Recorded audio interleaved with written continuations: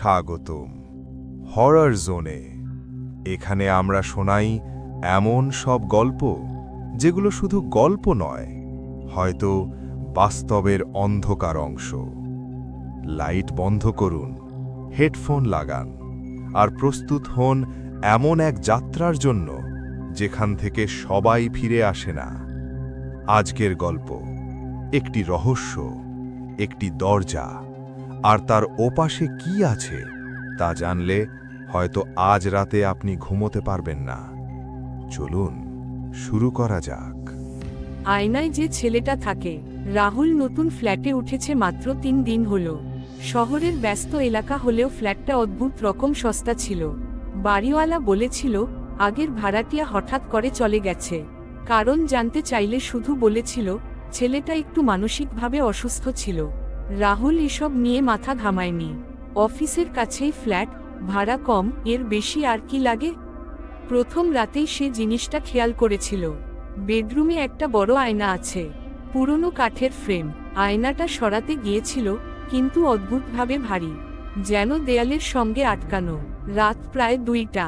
ঘুম ভেঙে গেল হঠাৎ, কারণ কেউ যেন ফিসফিস করছে। রাহুল চোখ খুলে দেখল ঘরে কেউ নেই।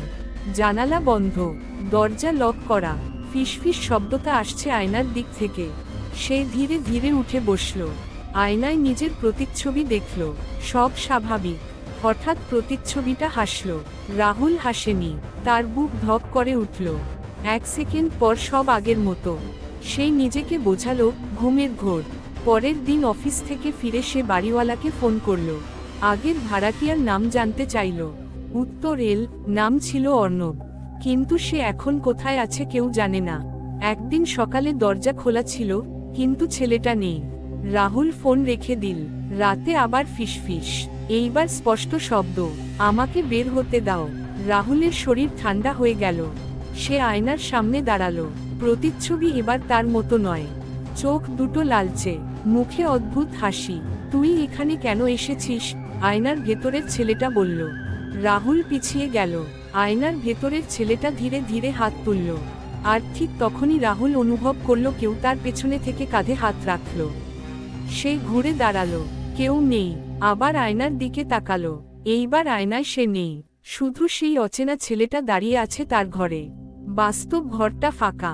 রাহুল বুঝতে পারল না কি হচ্ছে। হঠাৎ আলো নিভে গেল, পুরো ঘর অন্ধকার। মোবাইলের ফ্ল্যাশ জ্বালাতেই সে দেখল আয়নার কাছে ফাটল ধরেছে। ফাটলের ভেতর দিয়ে কালো কিছু নড়ছে, যেন ভেতর থেকে কেউ চাপ দিচ্ছে। ফিসফিস শব্দটা চিৎকারে বদলে গেল, আমাকে বের হতে দাও। রাহুল দৌড়ে দরজার দিকে গেল। দরজা খুলছে না, জানালা আটকে গেছে। আয়নার ফাটল বাড়ছে। হঠাৎ কাঁচ ভেঙে গেল, কিন্তু কাচের টুকরো মাটিতে পড়ল না। সব টুকরো মাঝ আকাশে থেমে রইল। আর সেই ফাঁকা জায়গা দিয়ে ছেলেটা বেরিয়ে এল। একদম রাহুলের মতো দেখতে, কিন্তু চোখ দুটো সম্পূর্ণ কালো। ছেলেটা মৃদু স্বরে বলল, তুই দেরি করে ফেলেছিস। তারপর সব অন্ধকার। সকালে ফ্ল্যাটের দরজা খোলা পাওয়া গেল। রাহুল নেই। বাড়িওয়ালা ভাবল আরেকজন ভাড়াটিয়া হঠাৎ উধাও। কিন্তু বেডরুমে আয়নাটা আবার অক্ষত। ফ্রেমে কোনো ফাটল নেই। আয়নায় দেখা যাচ্ছে রাহুল দাঁড়িয়ে আছে। সে ধীরে ধীরে হাত তুলছে কাচের ওপাশ থেকে। আর বাস্তব ঘরটা ফাঁকা। কয়েক সপ্তাহ পর নতুন একজন ভাড়াটিয়া এল। প্রথম রাতে সে আয়নাটা দেখে একটু অস্বস্তি বোধ করল, কিন্তু গুরুত্ব দিল না। রাত 2টা। ফিসফিস শব্দ, আমাকে বের হতে দাও। আয়নার ভেতরে এখন 2 জন দাঁড়িয়ে, অর্ণব আর রাহুল। দুজনেই তাকিয়ে আছে বাইরে, অপেক্ষা করছে। কারণ আয়নাটা শুধু প্রতিচ্ছবি দেখায় না, এটা বদলে দেয় জায়গা। যে বাইরে থাকে সে ভেতরে চলে যায়, আর যে ভেতরে থাকে সে একদিন বেরিয়ে আসে। ফ্ল্যাটটা এখনো ভাড়া দেওয়া হয়, কারণ শহরে সস্তা বাড়ি পাওয়া কঠিন। কেউ জানে না কেন ভাড়াটিয়ারা হঠাৎ উধাও হয়ে যায়।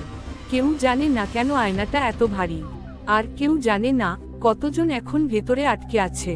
রাত 2টা বাজলেই আয়নার কাছে হালকা ঢেউ ওঠে, মনে হয় যেন জল।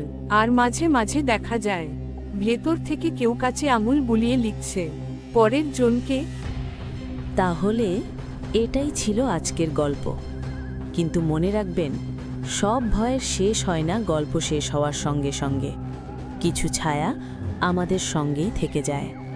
আজ রাতের পর যদি হঠাৎ কোনো অচেনা শব্দ শুনতে পান অথবা মনে হয় কেউ আপনাকে দেখছে, তাহলে বুঝবেন অন্ধকার কখনো পুরোপুরি ফাঁকা থাকে না। ভিডিওটি যদি আপনাকে একটুও শিহরিত করে থাকে তাহলে লাইক দিন, চ্যানেলটি সাবস্ক্রাইব করুন আর কমেন্টে লিখে জানান আপনি কি একা বসে এই গল্প শুনেছেন। আবার দেখা হবে আরেকটি অজানা অন্ধকার গল্প নিয়ে। ততক্ষণ পর্যন্ত আলো নিভিয়ে রাখুন।